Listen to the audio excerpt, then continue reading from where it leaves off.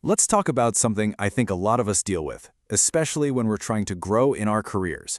It's that yes man habit. You think you're being the ultimate team player, but what's really happening is you're accidentally chipping away at your own authority and focus. So, let's dive into how we can flip that script. This quote, man, it just hits the nail on the head, right? But here's the good news. We're not just going to admire the problem. I'm going to give you a super concrete 3-part script that will help you start setting those professional boundaries. And the best part? You'll actually gain respect in the process.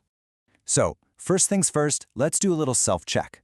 On a scale of 1 to 10, be honest with yourself. How much of a people pleaser are you?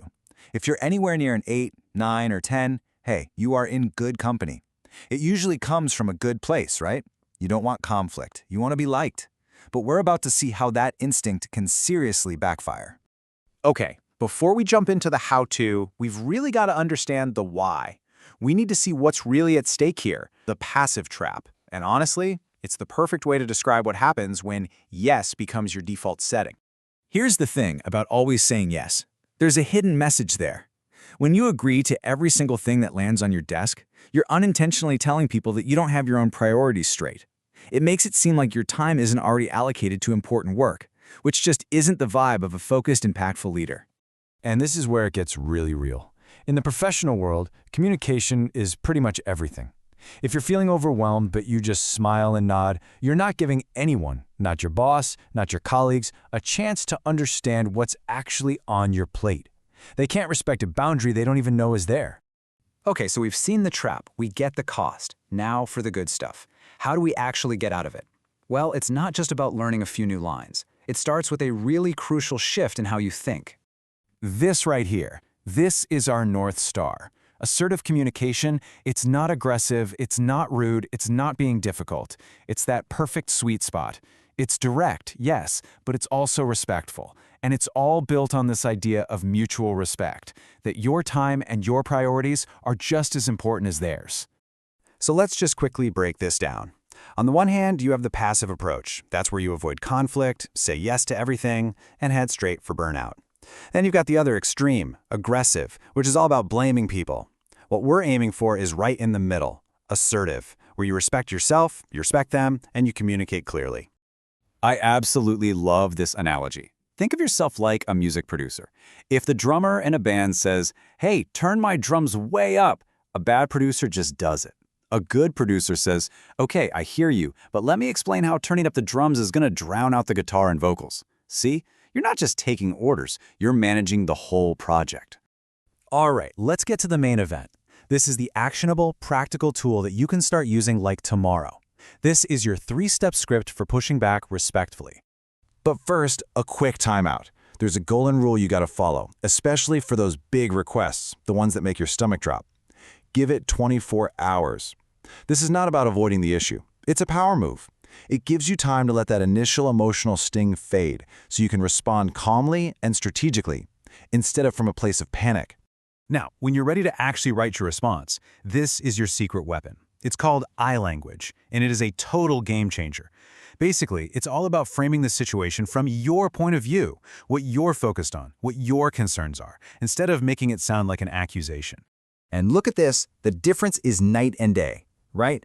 You are overloading me immediately puts the other person on the defensive. But look at the right. I am concerned about the quality of my current projects. That's not an attack. It's a professional statement of fact. It shows you care about doing good work, and it makes them a partner in solving the problem. So here it is, the script itself. Step 1, acknowledge. You start by showing you heard them. I hear how important this is. Step 2, the boundary. You state your current reality, using that awesome I language. Right now, I'm focused on Project A for our deadline. And step 3, the magic step, the pivot. You offer a solution. I can jump on this Friday, or we could look at my current tasks and see what can be shifted. You're not a roadblock, you're a strategic partner. So, you've got the words, you have the script, but that's only half of it. How you say it, your delivery, can make or break the whole thing. This technique sounds almost silly, but trust me, it is so powerful. They call it the zip it method. After you deliver your 3 steps, you make calm, direct eye contact, and then you stop talking. You just close your mouth. You have to give them the space to actually hear and process what you just said. And this right here, this is the #1 mistake we all make. We state our boundary, it gets quiet for a second, and we panic. We rush to fill the silence with, "I'm so sorry, it's just that I'm so swamped, and this other thing came up, and I really wish I could." Stop. Don't do it. You completely undo all the good, confident work you just did. Let's just try it. You state your case, and then, confident, pause. See? That space? That silence? That's where the confidence lives. It says more than 1,000 nervous words ever could. Okay, we've covered the mindset, we've got the script, and we know how to deliver it. Now, let's talk about putting it all into practice so you can get that first assertive win under your belt. So here's your homework. Sometime in the next couple of days, find one small, low-stakes situation. Maybe a colleague asks for help on something minor. Just try out the I language. Keep your sentences short and clear. This isn't about having a huge confrontation. It's just about building the muscle in a safe way. And if there's one thought I want to leave you with, it's this. Having a script might feel a little robotic at first, but it's the exact opposite.